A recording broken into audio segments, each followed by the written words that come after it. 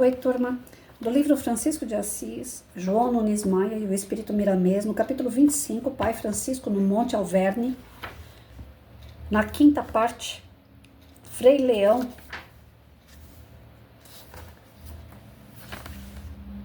registrou inúmeros fenômenos ocorridos com Francisco depois que ele recebeu a graça das chagas do nosso Senhor Jesus Cristo. E em um deles verificou-se perto do Monte Alverne quando viajavam para Assis e tiveram de atravessar um rio caudaloso. Seus discípulos adiantaram-se com a água acima dos joelhos, o poverelo, ficando por último, cuidava em olhar com encanto certos pássaros. Como era de costume, não era interrompido quando, nesse estado de comunicação, eles, que o esperavam do outro lado do rio, assustaram-se quando olharam para outra margem e viram Francisco caminhando por cima das águas, pisando sobre a superfície líquida, onde somente os seus pés se molhavam. Ante o acontecimento, recordaram o Divino Mestre, quando o mar da Galileia andou sobre as águas e chamou Pedro para fazer o mesmo. O homem de Assis, dentro da sua simplicidade, atravessou o rio espetacular, sem que os seus companheiros soubessem como explicar aquele fato transcendental, que somente ocorre na Terra, como nos fala a história, com espíritos puros, sob a regência do amor mais elevado. Chegando junto aos frades, cumprimentou todos em seu costumeiro falar: "A paz seja convosco." Dava para se entender que ele mesmo não notara o fenômeno. A Frei Leão, o fato não causava admiração, pois já presenciara inúmeros, de sorte a não precisar constar dos relatos por terem passado de boca em boca e serem de reconhecimento comum entre os homens. Então, o que aconteceu com Jesus aconteceu com Francisco de Assis também, andar sobre as águas, e isso daí para eles foi um fenômeno que não trazia nenhum tipo de admiração, já que ele já fazia tantas coisas, né, tão semelhantes a Cristo. Multidões de pessoas iam a Assis procurando onde estivesse para ver de perto as chagas do Cristo, que Francisco ostentava nas mãos, nos pés e no peito. Ele sofria dores nos ferimentos como se também tivessem sido provocados pelos cravos e pela lança. Todavia, nunca reclamava, não saía do clima de alegria nem blasfemava. Recebia tudo aquilo como um cântico de esperança que transformava a dor em paz. Certa feita, teve uma vontade ardente de visitar a cidade de Pádua, porém, pelo seu estado físico, já não tinha condições para grandes caminhadas. Pediu socorro aos companheiros naquilo que eles pudessem ajudá-lo. Caminhava e, quando lhe faltavam as forças, era carregado por eles. Num abençoado dia em que lhe sangravam as chagas de Jesus, apareceu nos céus, que mostrava ao amanhecer, um bando de pássaros, como que cantando louvores a Deus, a sobrevoar um grupo de frades. O poverelo emocionado abriu os braços em agradecimento ao Senhor, e os seres voadores pousaram em seus ombros, cantando hino à natureza. E ele se ajoelhou em plena estrada e cantou também. Os pássaros os acompanharam até a cidade de Pádua, onde o fenômeno assustou toda a população. E a ideia de Deus cresceu nos corações daqueles que tiveram a felicidade de acolher o Santo dos Santos, o Mestre das Virtudes, que descobriu a si mesmo no imenso campo de batalha da terra, ferido pela luz celestial com as chagas que pedira. Francisco, recostado sobre uma velha porta à guisa de cama, do lado de fora de uma singela casa que um comerciante emprestara em favor da comunidade, contemplava a multidão que o comprimia, todos ansiosos para tocá-lo. Alguns, assentados ao seu lado, ouviam preceitos daqueles lábios que nunca disseram outra coisa a não ser temas de amor, compondo frases e proferindo palavras somente na harmonia do bem. Interrompendo o que dizia com ênfase, falou à multidão, mesmo sem ver quem estava chegando: "Deixem passar esses filhos do Calvário, que chegam com esperança no amor de nosso Senhor Jesus Cristo. Deixem passar esses irmãos que sofrem, deixem passar esse próximo que está muito ligado a nós, que Jesus abençoe a todos nós." Nisto a multidão abriu-se, receosa, ao vê-los, os seus lábios, entumecidos pelo sol e pela acidez da poeira, rasgaram-se no sorriso como se ele estivesse em plena juventude. Os homens, ao vê-lo, igualmente sorriram, de esperança por saberem das virtudes do grande santo. A multidão afastou-se mais com medo da enfermidade, e os rostos transformados, membros danificados e a voz sem harmonia característica, postaram-se diante do santo de Assis, sem nada falar, apenas choraram. Ele chorou com eles e vigorosamente buscou Deus e Cristo em grandioso empenho para que, com esses sofredores aflitos, desprezados pela sociedade que ignoravam os destinos humanos, o homem da Úmbria chamou um por um e, como não podia se levantar, fê-los assentar perto de si, conversando com todos com carinho peculiar aos místicos. Familiarizou-se em instantes com os enfermos e eles se sentiram seguros ao seu lado, bebendo as suas palavras pela sede do coração. A multidão recuada facilitava o trânsito do ar puro para aqueles filhos de Deus em colóquio divino. Os 7 leprosos, sentados em semicírculo diante de Francisco, depositavam naquele homem a esperança. Ali estava o instrumento de Cristo para a cura dos enfermos. Notava-se uma multidão de espíritos igualmente enfermos que tentavam afastar-se de Francisco, mas de certo modo não conseguiam. O jogral de Deus, vendo-os, falou com segurança, sem perder a mansuetude, para que todos pudessem ouvir. Meus filhos espirituais, que Deus e Cristo os abençoem. É da natureza comum que nos associemos uns aos outros por leis que no momento desconhecemos, buscando a nossa própria paz. No entanto, nunca recebemos a paz verdadeira quando prejudicamos alguém que viaja conosco.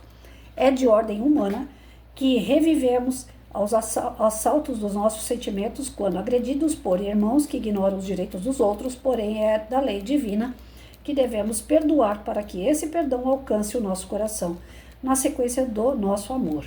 O que ganhamos com a perseguição? Somente inimizade. A justiça feita por nossas mãos distorce os bons sentimentos e anula a fraternidade. Nós moramos em 2 campos de vida. Num, quando usamos o corpo de carne, e no outro, quando estamos em estado de espírito. Mas as leis são as mesmas e elas cobram de nós quando as rejeitamos na função de restabelecer a harmonia. Qual de nós não gosta de carinho, de amizade, senão do próprio amor? Fomos feitos neste e para este prazer. Portanto, não devemos fugir a essa lei universal. Devemos esquecer a discórdia entre irmãos, principalmente entre irmãos enfermos, pois ela gera maiores perturbações. Nunca devemos blasfemar contra alguém, nem culpar o outrem pelo que sofremos, e muito menos a Deus, nosso Pai Celestial, que é todo amor na excelência das excelências. Eu, se Deus permitir, que assim os coloque na pauta da minha vida, posso ser um pai para todos. Eu os quero com todo o amor que a graça de Deus me deu, por misericórdia, e peço o amor de todos para que se complete a minha afeição pela vida. Não se preocupe com o futuro que pertence ao Criador, procurando ser hoje melhores no âmbito das virtudes assinaladas e vividas por Jesus, o nosso grande mestre. Notavam-se as lágrimas nos rostos dos rancenianos, como em alguns espíritos que ali se agrupavam. Acompanhando os doentes, formava-se um cerco de luz em torno de todos os que ali se encontravam ouvindo o Pai Francisco, e benfeitores de alta estirpe comungavam com ele em uma simbiose perfeita para que compreendesse o sentido da renovação dos sentimentos e entendessem como objetivo maior da vida o perdoar das ofensas e recebessem do Evangelho como se recebe um filho do coração. Dentro, em pouco tempo, foram retiradas as almas empedernidas para outros campos de educação, e luzes se intercruzavam na atmosfera, onde todos respiravam como agentes de limpeza do psiquismo, onde a inércia era o estado comum.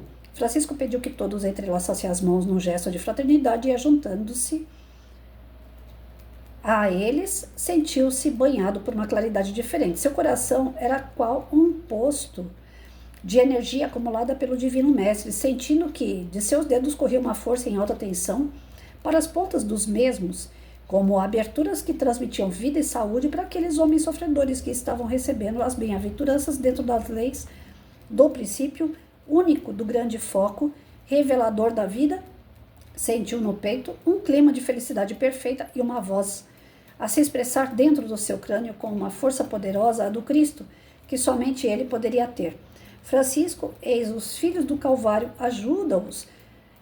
ajusta-os no coração e apacenta as minhas ovelhas sofredoras e cansadas. Se queres me ver mais perto, mais junto aos teus sentimentos, não me procures em outro lugar, que não seja junto aos sofredores, aos perseguidores, aos injustiçados, aos famintos, aos nus, aos encarcerados. Eu sempre estou junto a eles, aliviando-os, porque esta é a minha grande alegria.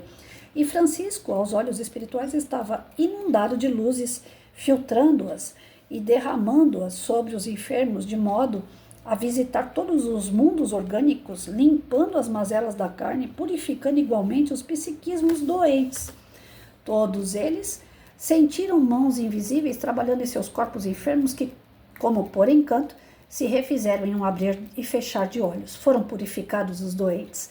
Uns gritavam de alegria, outros saíram correndo, sem saber expressar a gratidão, e a massa humana, que a tudo assistia estupefata, ajoelhou-se em um arrobo de fé, vendo que Francisco, o Santo dos Santos, que Deus enviara ao mundo para a paz de todos. As aberturas das chagas de onde por vezes sai sangue, naquele momento esparziam luzes de todos os matizes, pela força do amor, pelas bênçãos de Jesus e pela vontade de Deus. Com o passar dos dias, Francisco sentiu vontade de ir a Riete, e os seus companheiros de jornada evangélica o satisfizeram, levando com todo o cuidado que deve ser dispensado a uma alma que somente canta o amor. O povo daquela cidade o esperava.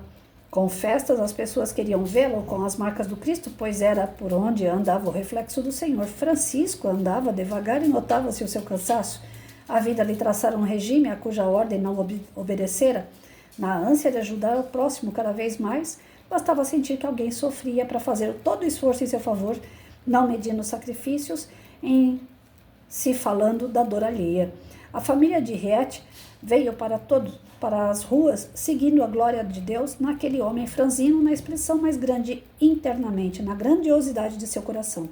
Parava aqui e ali para abençoar a multidão, em seus lábios riscava-se permanentemente um sorriso, denunciando a alegria do sentimento junto ao povo daquela cidade que pastoreava. Somente naquela passagem curou inúmeras pessoas enfermas, inclusive um cego de nascença, que saiu pulando de alegria, qual o cego de Jericó, quando tocado pelas mãos de Jesus.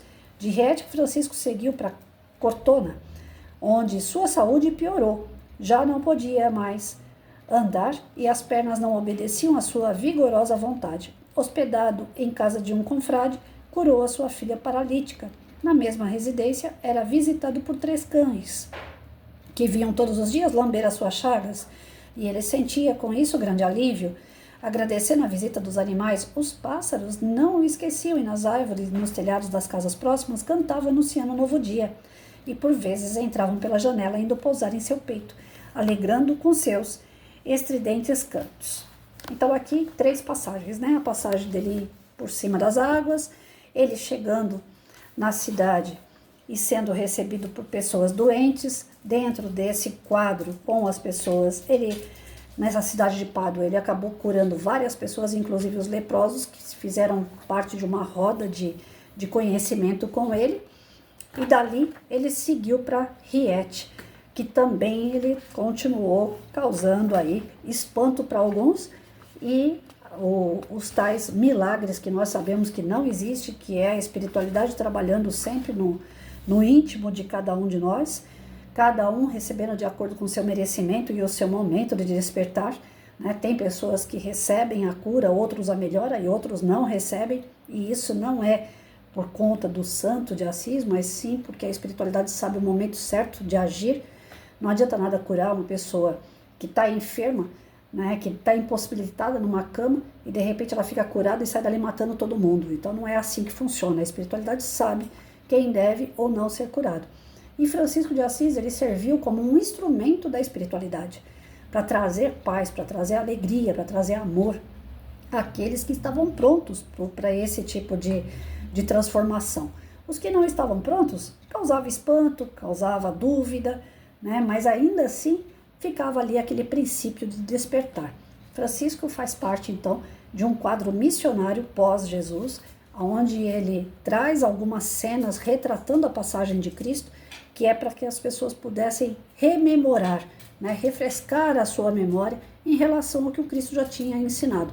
Francisco, então, ele vem dar seguimento, inclusive nessa parte de ensinamentos práticos de Jesus, não só a parte teórica, não só a parte dos ensinamentos evangélicos, né, nessa questão como que eu posso dizer, do Evangelho do Cristo, né? Da reflexão sobre os ensinamentos, mas sim ele se colocando diante das passagens de Cristo, rememorando, reativando isso na mente das pessoas, ele fez com que na época dele as pessoas retomassem o caminho de volta para o Cristo, que elas estavam se desvirtuando com a Igreja Católica Apostólica Romana, que só visava na época a questão financeira, a questão de bens materiais. Ela já tinha distorcido o Evangelho de Cristo. Então Francisco vem e mostra através da sua humildade que nós estamos aqui mais para servir do que para ser servido.